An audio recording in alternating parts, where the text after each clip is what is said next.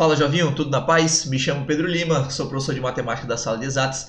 Estamos aqui nessa playlist resolvendo as questões da Estadual de Roraima de 2020, a UER. Agora estamos na questão 22, a quarta questão deste vestibular. Vamos então à leitura do enunciado. Então, sendo A e B conjuntos, de acordo com cada item abaixo, assinale V para verdadeiro, F para falso. Então, um monte de afirmações aí sobre o mundo dos conjuntos. A gente vai ter que dizer qual dessas afirmações é verdadeira ou falsa. No mundo da matemática assim, mais formal, nós teríamos como provar se essas coisas são verdadeiras ou falsas.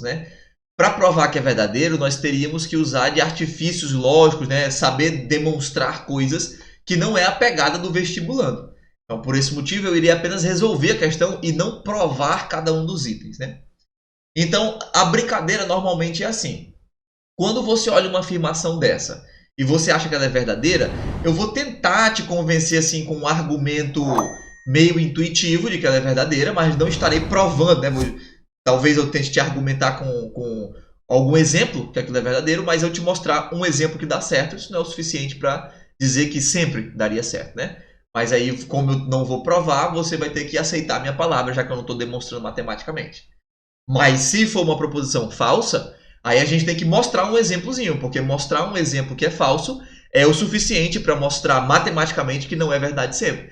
Isso é uma coisa engraçada, Se alguém na matemática faz uma afirmação que algo é verdadeiro e você mostrar 1 bilhão de exemplos que aquilo é verdadeiro, 1 bilhão de exemplos não é o suficiente para mostrar que é verdadeiro para todos, Mesmo que você tenha muitos exemplos que mostrem que é verdadeiro.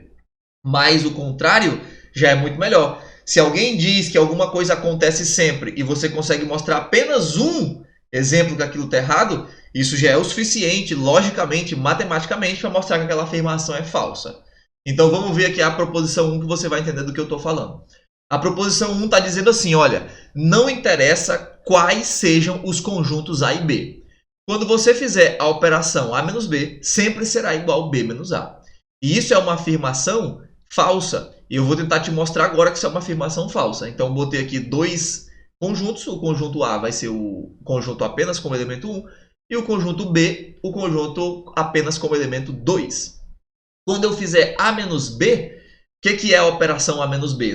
É eu pegar o conjunto A e retirar o que ele tem em comum com o B. Veja que nesse caso aqui eu pensei em dois exemplos bem simples, onde eles não têm nada em comum, o conjunto A e o B. Então, quando eu pegar o conjunto A e for retirar o que ele tem em comum com B, não tem nada em comum. Então, isso vai dar o próprio A. Olha que coisa estranha, A menos B, nesse caso aqui, deu o próprio A. Uma vez que o A e o B, a interseção deles era vazio, Então, por isso que esse é um assunto bem viajado, O assunto conjuntos, eu acho ele bem viajadão. Então, aqui A menos B seria o próprio A, o B menos A seria o próprio B. Essas coisas são diferentes. Então, eu acabei de te mostrar um exemplo onde isso não acontece sempre.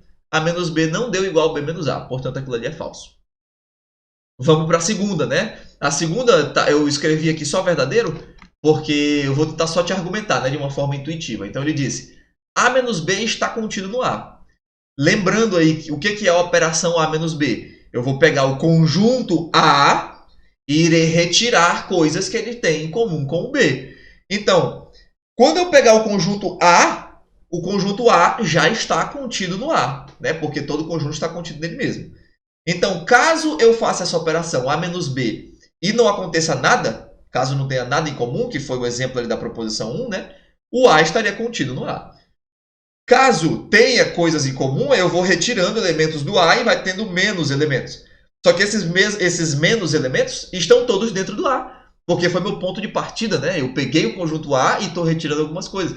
Então, se eu tiver com um conjunto menor, eu continuarei e o A vai estar contido no A, da mesma forma, mesmo que ele fique menorzinho, Na verdade, o A não, no caso esse A menos B, que ficou um pouquinho menor.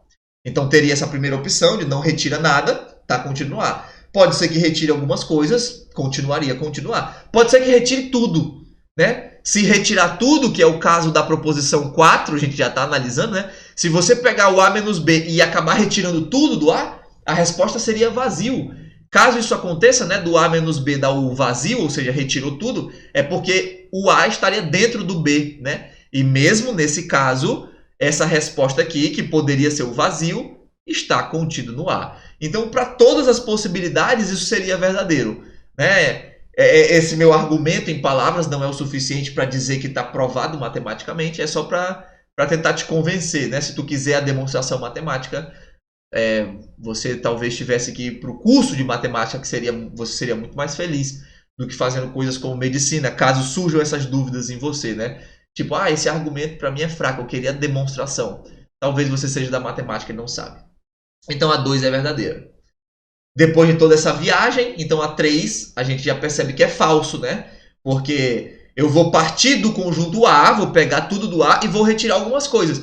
Agora que eu estou partindo do A, eu não posso garantir que isso vai estar dentro do B. Antes eu conseguia garantir que estava dentro do A, né? Porque era meu ponto de partida, pegar o conjunto A. Pode ser que eu retire algumas coisas, pode ser que eu retire muitas, pode ser que eu não retire nenhuma, né? Mas como eu parti do A, ele já vai estar dentro do A. Mas aqui na proposição 3 eu vou partir do A e nada me garante que ele esteja dentro do B. Então botei aqui um exemplo na proposição 3 para você ver que isso é mentira. Então o conjunto A vai ser só com 1, o conjunto B só com 2.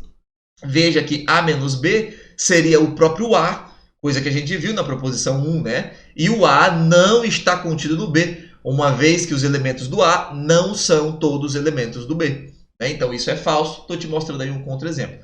Veja como que é massa esse assunto, né? Conjunto é muito viajado, eu acho isso da hora. A proposição 4. Se por algum acaso você fizer A menos B e der vazio, então é porque o A está dentro do B.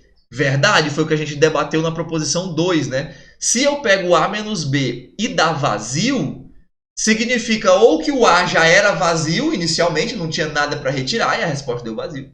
Ou significa que tudo do A estava em comum com o B. Ou seja, tudo que tinha aqui, tinha aqui também. E o que isso significa? Que o A está contido no B. É exatamente esse o entendimento de estar contido.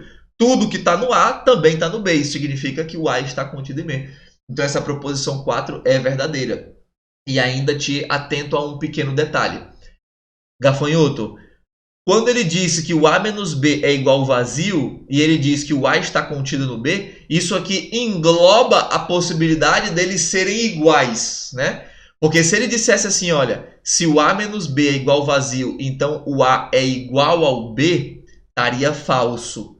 Isso estaria falso, porque o A não precisaria necessariamente ser igual. Eles poderiam ser diferentes. Necessariamente o A deveria estar contido, né? Seria muito interessante se aqui ele tivesse botado igual. E aí seria uma proposição falsa. Só que muito provavelmente todo mundo ia dizer que é verdadeiro. Mas tudo bem, não foi isso que aconteceu. Estou só te atentando para esse pequeno detalhe. Então a 4 é verdadeira, né? Debatemos muito da 4 quando estava viajando na proposição 2. E por último, a 5, né? Aqui o cara tirou essa questão para falar da subtração de conjuntos, né? Da diferença entre conjuntos. Então aqui ele está dizendo, olha, vou dar um upgrade na proposição 4. Se o A menos B é igual ao B menos A e eles são igual ao vazio, então eles são iguais. Agora isso é verdade, porque ele está dizendo assim, olha, veja ó, que se o A menos B for igual ao vazio, a gente concluiu na proposição 4 que o A estava contido no B. Se o B menos A é igual ao vazio, usando a mesma lógica, então significa que o B está contido no A. Então, olhando essa afirmação, ele está dizendo assim, olha, se isso aqui acontecer é porque o A está contido no B e ao mesmo tempo o B está contido no A. O que isso significa? Significa que eles são iguais. É exatamente isso que significa conjuntos serem iguais. Um está contido no outro e o outro contido no um. Então, proposição 5, verdadeiríssima. Resposta letra A. Esse é o tipo de questão que alguns olham e falam, pô, isso aí é muito de boa. Isso aí na prova é questão fácil, né? Porque às vezes tu não sabe as 5, mas tu sabe ali que a 1 sabe a correta da 1, sabe a 4, né? Tu já consegue eliminar umas alternativas. E também tem gente que olha para esse tipo de questão e acha isso muito viajado, né? Eu ficar narrando as coisas assim em palavras, o cara se confunde muito. Mas é esse o treino desse tipo de assunto, né? Um assunto mega teórico. Então fica aí a nossa resposta sendo letra A. E aí, Jovinho, viagem essa resolução, né? Deixa um like para nós aí em nome da filosofia e compartilha esse vídeo com algum colega vestibulando que vai fazer estadual de Roraima. Um cheiro do cangote, é nóis!